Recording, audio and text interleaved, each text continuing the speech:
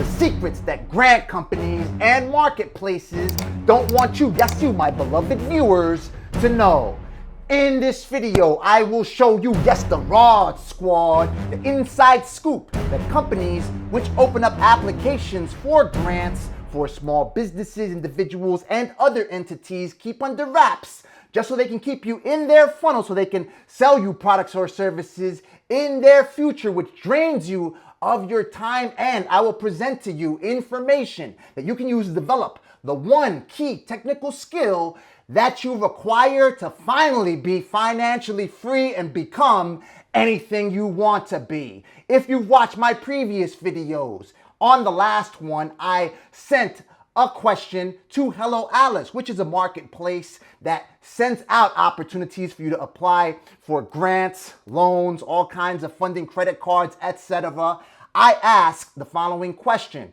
Greetings, I hope you're having an awesome weekend. How many people typically apply for a grant opportunity? Neil, why do you want to know this information? Because by knowing how many people actually apply for a grant opportunity, then I have an idea of the competitive landscape. I could run some numbers like I'll show you now, and I will determine whether it's even worth my time to apply for this thing. Hello Alice responded by typing, application submissions depends heavily on the program itself and varies greatly from program to program. In other words, we don't want to tell you. It's our secret. Never teach the Wu-Tang. Unfortunately, that is not a number that is disclosed to us, as it varies so greatly, and the number of applications received is not indicative of the number of applications that meet the eligibility criteria. They responded with that sentence that I just read after I followed up, because I didn't let it stop there.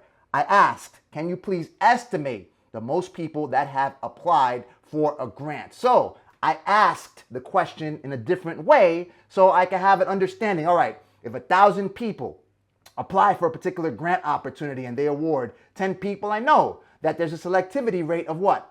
1%? Okay, so they're not going to award a lot of people or a big proportion of the people that apply for this thing. Is it worth it to me? You decide. Not financial advice, simply what I am doing. We proceed.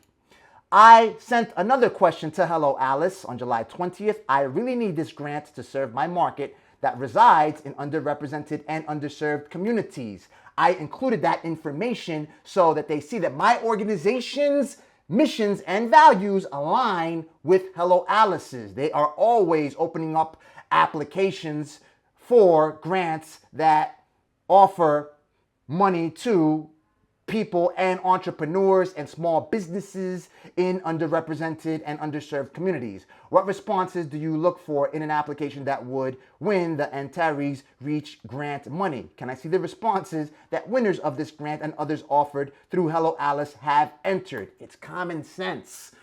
Any question that you want to pose, do not drop it in the comments section. Contact the grant administrators themselves. The stakeholders of those programs are in the best position to respond to whatever query you have in your head. So that's probably the best question that I could pose. Why? Because if, one, I can find out how many people apply for this thing and how many people they award the grant, then I can see, all right, this is the proportion of people that will actually win this thing should I go for this grant. Another thing, if I can see the applications submitted by winning respondents to this program, then I can get a better idea as to how I can structure my responses, such as I have structured them on our spreadsheet, ScrapNote, bit.ly/ScrapNote. You can access it after subscribing to our newsletter at bit.ly/NeilRod. Leave your email address and your name, and the welcome email will link you to the Cash for Everyone spreadsheet. And if you visit the Small Business Resources tab, you've got my application response scrapbook, which opens up this document, which was a scrap document where I typed out the first draft of some responses that I submitted applying for a Shea Moisture grant in the past, and I better structured those responses on this spreadsheet because I included the questions to which I responded on the application for the Hello Alice grant, Amazon, eBay. And look, let me just give you a little tip. The Hello Alice grants, they typically ask the same questions. Now there are additional questions. I have not bothered because of what I am going to tell you.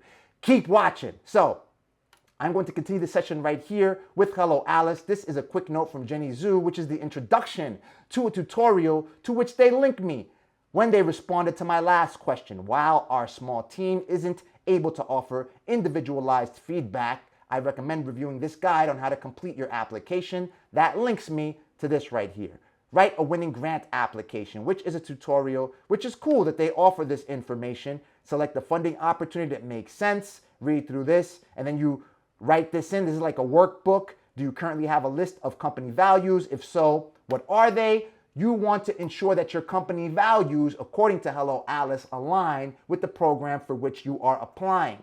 Prepare to do some legwork, and you should have all this written out. Cover letter, executive summary, statement of need. You can watch some of my videos where I discuss how you could use ChatGPT to help you structure this stuff if you want to follow this protocol. Start drafting your executive summary below.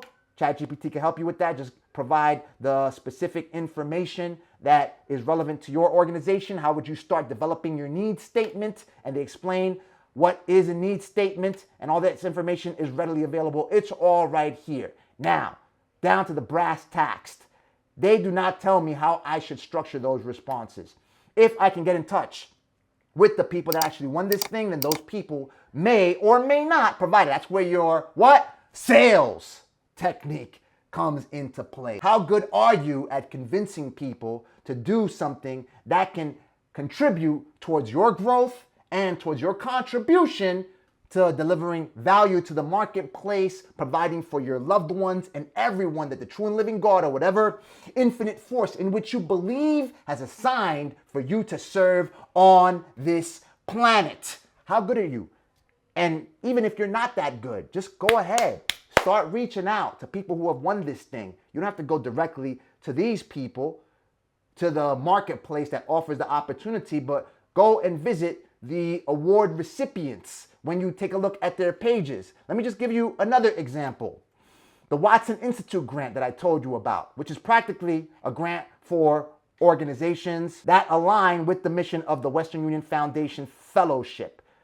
There's actually a deadline August 18th next week, so you want to move on this as promptly as possible, Thursday if I'm not mistaken. Now, let's go down to the eligibility criteria for this right here. Ideal candidates for the Western Union Foundation Fellowships are entrepreneurs or community leaders from and working with highly marginalized, refugee, and forcibly displaced communities around the globe. Now, this is not limited to international regions. You don't have to serve communities in Colombia or Iran or wherever that there are displaced communities, there are people that are suffering. It could be people that you are serving right here in the United States, underserved communities. Because look, right here, United States, there are places that look like third worlds in this country. Probably not as bad as living in a real third world. How selective is this program? We receive a high volume of applications each year and have a 3% selectivity rate. If you've been watching my videos, I told you that many of these programs, and I've told you time and time again, that do not operate a small business simply to qualify. These are all resources that privately funded organizations and federal governments provide as something that you can tap in the event that you encounter a pandemic and the local government forces you to shut down and you have to go into that war chest and be able to qualify for grants for all this stuff, because operating a small business, you now have employees. If you don't have other employees than yourself, then you are a person that the federal government does not want on an unemployment line. So they prefer to help your organization that has the chance of growing to employ other people. And plus, if you got people in your employ, even more so. That's why organizations with more employees got more PPP, up to $20,000, depending on how much they made per employee, because they don't want those people on the unemployment line. Your failure can set off a domino effect and take people off of being wage earners that can provide for their families and loved ones to becoming people that need help, that need to go to the government with their hand out. And they don't want that. That creates more poverty. That looks bad for whatever administration, people that are in Congress. They don't want that. So if you operate a small business, you qualify, but that's not the reason why you want to do it. Because look, as I said before, let's go ahead and repeat that. 3% selectivity rate right here. If you look at the selectivity rate for Harvard College, let's take a quick look. I already ran the numbers, but I'll just run them before you real fast. 1984 divided by 61,221 applicants. 3% selectivity rate. And 3.2. So if there is no decimal in front of this 3%, then you have a better chance of being accepted to attend Harvard than to attend it. I went to NYU. I'm repping the shirt today. And it's not to be braggadocious or anything. This has look, offers of admission to NYU's New York campus were made to 8% of applicants. I busted my ass nonetheless to be admitted to NYU with a scholarship. I graduated the top 2 to 3% of my class. That's not according to me. That's according to the dean of the English department over the Borough of Manhattan of Community College. I went up in there like gangbusters. I was ensuring that I was always delivering the best performances. I delivered a monologue about a cokehead lawyer that was pimping women. And I also had all these creative works that I submitted, kept a 3.94 GPA. And look, you have a better chance of being admitted into New York University, one of the most prestigious and iconic colleges on the planet, than winning one of these grants. Now, that's not to discourage you, because I've told you time and time again, do not operate a small business just because of the grants. Now, there are other opportunities. I list you. That's why I list so many opportunities on our Cash for Everyone spreadsheet right here. I am always updating this thing. And as long as you subscribe to our newsletter, you have full access to it. Look, the Antares, Inkfile, restaurant workers, and a lady just told me that she won a $120,000 grant from the federal government. Now, if you want to check out the grant opportunities that the federal government opens up for organizations, you can visit grants.gov. Now, let me just tell you, the obstacle that you may encounter is that the largest proportion of the opportunities for these federal grants, one of which was for $120,000 that one of our viewers, one of us, one of the Rod Squad actually won, is offered to non-profit. So, Neil, I run a for-profit business. How am I able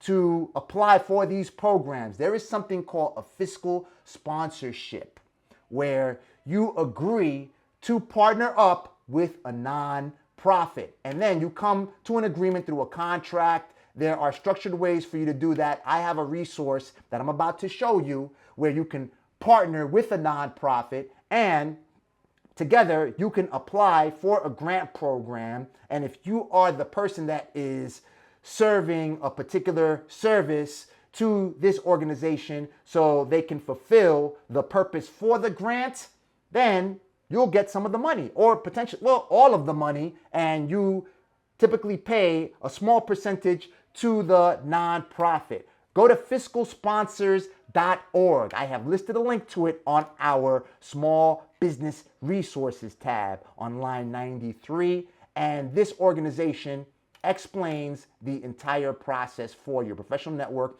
for fiscal sponsors. They have the FAQs on this stuff. You want to read up as much as possible if you want to pursue this path of going for grants that have a higher probability of success, because there are grant opportunities where the program administrators award 20% or more of the applicants. Those are the grant opportunities for which you want to keep an eye out. And you can find it on grant databases such as GrantWatch. These are premium.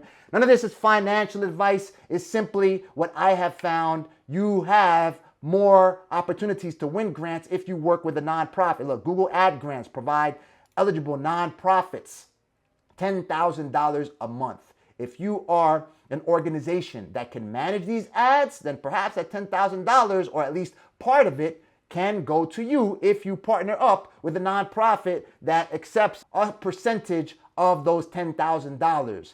You have to look at the specifics on how you structure a deal like that. Click the subscribe button. I'll give you more information on those fiscal sponsorships if that's what you want to know. Nonetheless, you want to learn how to sell. And this is one way to do it. Look, right here, it all goes back to our spreadsheet, and on the free education tab, which is the most powerful tab on the spreadsheet, you look up ads right here, and I have linked you to the Google Ads certification. Now, is this easy? No. Is this hard? No. Yours truly, the person who's presenting this information to you today, got certified while my wife was giving birth to my firstborn son. I was in I'm not going to say the waiting room because I was actually right next to her in the room. I don't even know what kind of room, emergency room or whatever. And I was right next to her. She has pains. They're about to stick an epidural in her to kill the pain from the contractions and such. And I'm studying this stuff. I had already studied for the test on the train, but listen to this. I was already effective at operating Google advertising, Google AdWords at the time without the certification. I simply had the practice of presenting affiliate offers, and I was generating a few $100 every single week. And that gave me the information, the training on how to sell something. And then I was able to communicate all that information on optimizing and bidding for keywords to C-level executives, to people who operated small businesses, thus selling. It enhanced my selling technique because now I had all this other information to communicate on the value that I could deliver to these organizations, and the business just came in. I never funded my business with grants or loans or anything. I learned how to sell, how to deliver value to a marketplace through the information that you can find right here on our spreadsheet. That was one of my resources right here, how to certify myself for Google Ads. You want to learn how to do search engine optimization. I have all kinds of guides for that. Search engine optimization is simply the act of you configuring a website so it stands the best chance to appear on the natural search results. So if you want to appear for tire repair near me, and you develop content on the website that has those terms and terms that are synonymous to tire repair near me on that website, and then you have information about the area you serve, etc. You get more information when you visit the links that you can access by subscribing to our newsletter at bit.ly/NeilRod. I keep a link in the video description and top pinned comment. And by doing that is where you will essentially guide yourself to be anything you want to be. But without that, you are simply operating by chance. You probably have a better chance of winning the lottery because there are techniques where people use the same numbers time and time again, and they eventually win something from the lottery, but some people go on for years. They do not win these grant opportunities. However, even if you suck at selling, yes, suck, you enjoy. I have people who don't know how to sell, don't know how to market. A 0.5% conversion rate. In other words, for every 200 engagements, they make one sale. If you can deliver those 200 presentations in one day, through internet marketing, delivering ads, organic exposure, whatever, and you are able to sell to 0.5% of those people, which is what that equates, you still have a sure way of earning income because the amount of time that you cycle through those 200 presentations, through those 200 impressions, or whatever you want to call it, is up to you. If you have the ability to deliver that 3, 4, 5 times, you got 3, 4, 5 sales. And that's just talking on a small scale. Now you get better. I mean, there's conversion rates of 20% once you get someone to buy something that's cheaper. So that's 1 out of 5. So these are recurring cycles. You're not going for years trying to generate revenue. Do whatever it is that you want to do to deliver value to a marketplace you can provide for your loved ones and every single person on this planet, the true and living God, or whatever infinite force in which you believe has assigned to your heart, mind, body, and soul, and spirit.